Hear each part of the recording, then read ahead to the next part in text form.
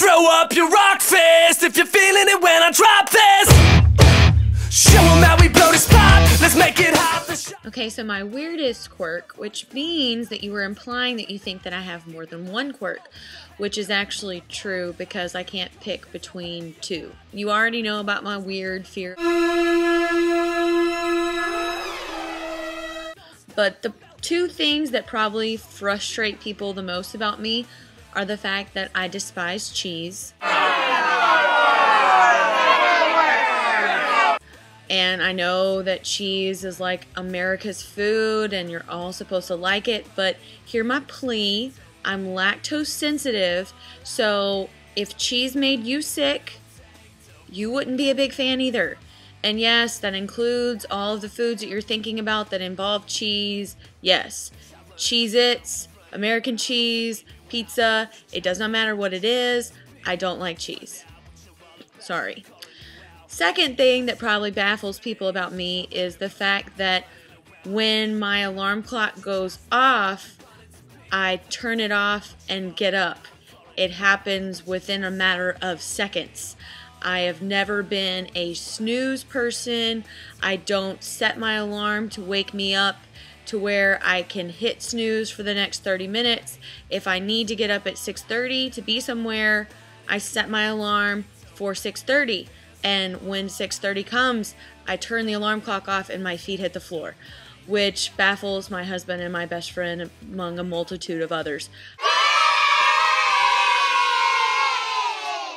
And I've been that way since I was a kid. I used to wake my entire family up because I had to get up before anybody else did. So those are probably my two weirdest quirks. Don't like birds, don't like cheese, and I get up when my alarm clock goes off. Never know I might let go. Get ready, get set. I've definitely been there too. This is something that I've struggled with in my past, and I talked a little bit about that struggle in my book, The Look That Kills. So what I would encourage you to do is to look at those things that are creeping in as priorities that are coming over your relationship with God, and schedule your time according to what you want your priorities to be. So if you say that you want God to be your top priority, then put Him first. Put Him first on your calendar. Make Him the first thing that you do every single day. And those things that are kind of creeping their way in to try and steal His place as that top priority, don't let those things happen or get in the way before you've spent your time in the Word. So for me, my two checks are my workout and social media. I don't let myself work out or play on Facebook or anything of that nature, check my email, until I've had that quality time with God, because He is that important to me.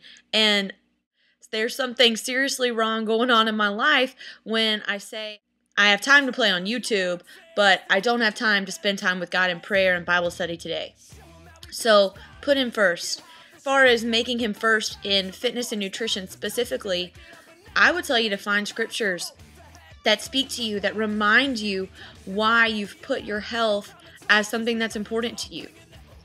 And remind yourself of those often. One of the things that I really enjoy about running is that is my best time to have real prayer, deep conversation with God, because there are no distractions and I have nature all around me. So if you see me running and I'm running distance, chances are you're probably not going to find me with an iPod. So find ways to incorporate God into your fitness life to where it's not these two separate things where, oh, this is my spiritual life and oh, this is my fitness life. Combine them together and you'll find that when you bring God into all areas of your life, it makes every single one of those areas so much more powerful.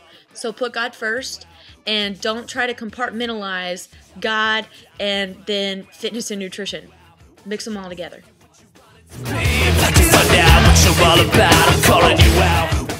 I don't think that I can give you a definitive answer of one causes the other, because I've seen both sides of the spectrum.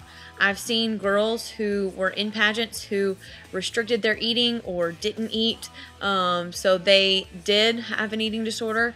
But I've also seen girls who have downed a piece of pizza before they walk out in the swimsuit competition. For me, pageants were my mask.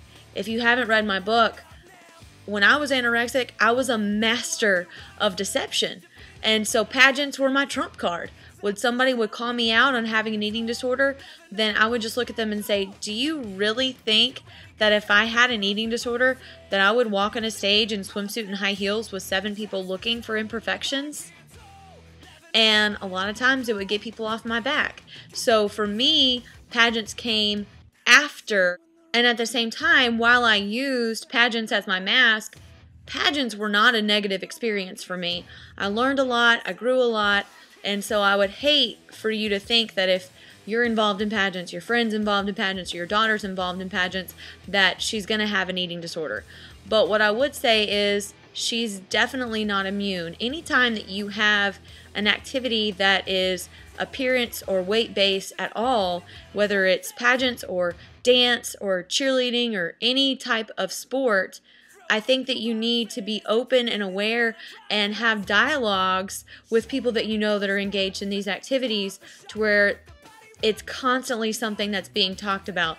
So don't ignore the fact that an eating disorder could happen, but don't let the fact that an eating disorder might happen prevent you from encouraging someone to get involved in something like pageants, because there are definitely good things that can come out of those activities as well. All I am is what